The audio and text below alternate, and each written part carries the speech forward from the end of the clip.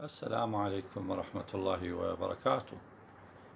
نبقى في تجربة تعيين ثابت التفكك لحامض ضعيف.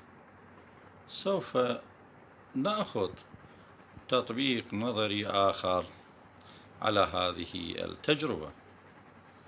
مثال في تجربة تعيين ثابت تفكك 2% مولاري من حامض الخليك، كان ميل الخط المستقيم يساوي 0.7 وتقاطعه يساوي -4 بالألف، وهنا التقاطع في السالب. كما أسلفنا أن الخط المستقيم سوف يقطع المحور واي من الجزء السالب. المطلوب إيجاد ثابت تفكك الحامض Ka. كما تعودنا نقوم بتثبيت المعطيات المعلومة الموجودة في السؤال، حيث أن التركيز كان 2% مولاري، الميل أو السلوب كان يساوي 0.7 والتقاطع يساوي -4 بالألف. كل هذه كانت معلومات موجودة في السؤال. بما أنه الميل والتقاطع كانتا معلومتين في السؤال، إذن بالإمكان الحصول على لمدا انفينيتي تساوي الميل على التقاطع. الميل كانت قيمته 0.7 والتقاطع -0.4 بالألف. عملية التقسيم كانت تساوي -175. تم الحصول على قيمة لمدا انفينيتي. بعد الحصول على قيمة لمدا انفينيتي، إذن بالإمكان الحصول على قيمة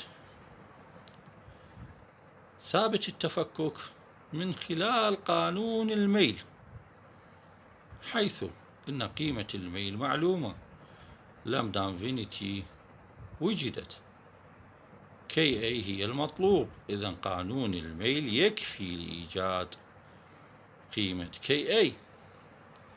الميل يساوي Ka في لمدا انفينيتي تربيع. السلوب كانت قيمته 0.7 ويساوي Ka مضروبة لمدا انفينيتي -175 تربيع.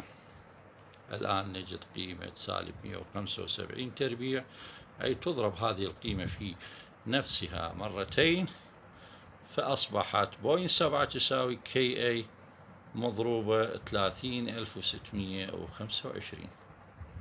إذن Ka تساوي 0.7 تقسيم 30,625.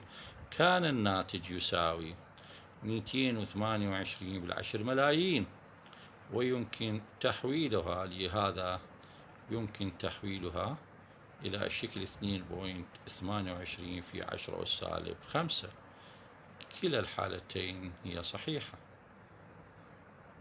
ملاحظة: بعد إيجاد لمدا انفينيتي نستطيع أيضا استخدام قانون التقاطع، حيث أن قيمة التقاطع معلومة وقيمة اللمدا انفينيتي معلومة، إذن بالإمكان إيجاد قيمة Ka.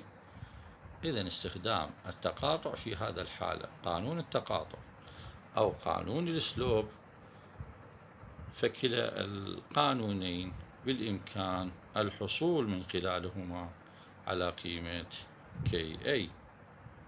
شكرا لكم.